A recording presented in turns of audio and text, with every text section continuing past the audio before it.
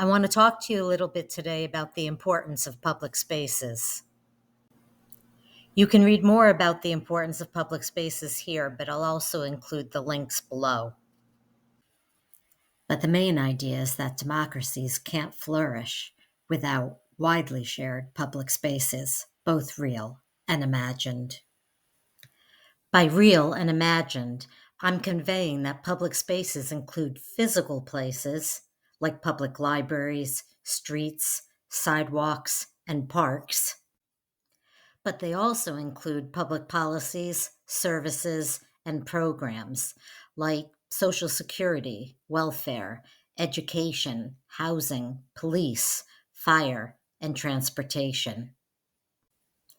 Public spaces are further comprised of public ideas and discourse, meaning debates about all aspects of public life that are shared in the public square. Formally, the public square is an open space that is designed for community gatherings, social activities, and public events. But more broadly, the public square includes any place where a story may be shared about public institutions and public life.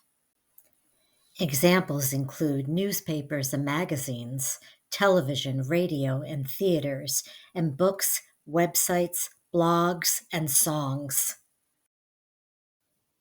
Safe, inclusive, and adequately funded public spaces transform society and strengthen democracy in many ways. For example, they help individuals, groups, and communities thrive. They create political, social, cultural, and economic capital, and they contribute to the efficiency, effectiveness, and fairness of government programs.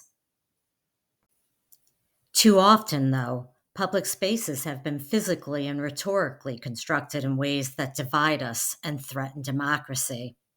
These divide and conquer strategies benefit the few at the expense of the many and reduce the ability of citizens to act together for the common good. Public spaces have also increasingly been disparaged, underfunded, and outright replaced by privately owned ones. Public and private spaces may certainly perform some of the same functions, but they are not interchangeable. An example is the promotion of shopping malls as the new civic centers of suburban towns in the 1950s.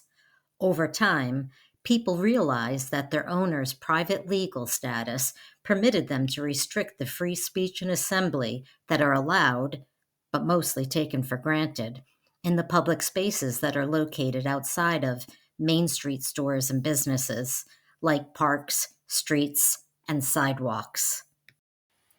Meanwhile, the movement away from small towns and urban centers contributed to socioeconomic inequality and political unrest. Businesses closed once fewer people were shopping on Main Street, and both private and public spaces became less safe and accessible. In fact, research shows that the decline of public spaces reduced democratic performance. It fostered uneven economic development, increased crime and socioeconomic inequality, stoked political and economic unrest, and reduced social and institutional trust. Democracies thrive when people opt in for the common good.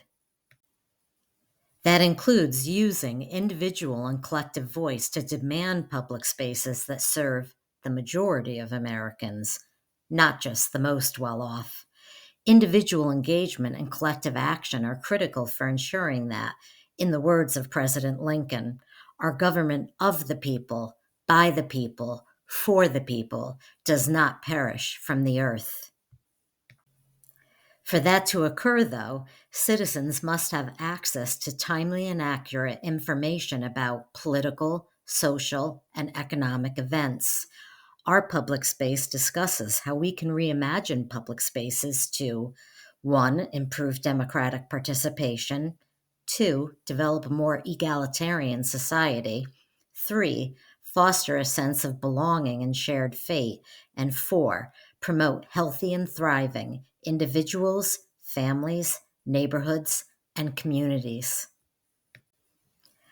I hope you'll join me here and through the Substack posts linked below for discussions about why public spaces are so valuable and what we, as citizens, can do to protect and nourish them.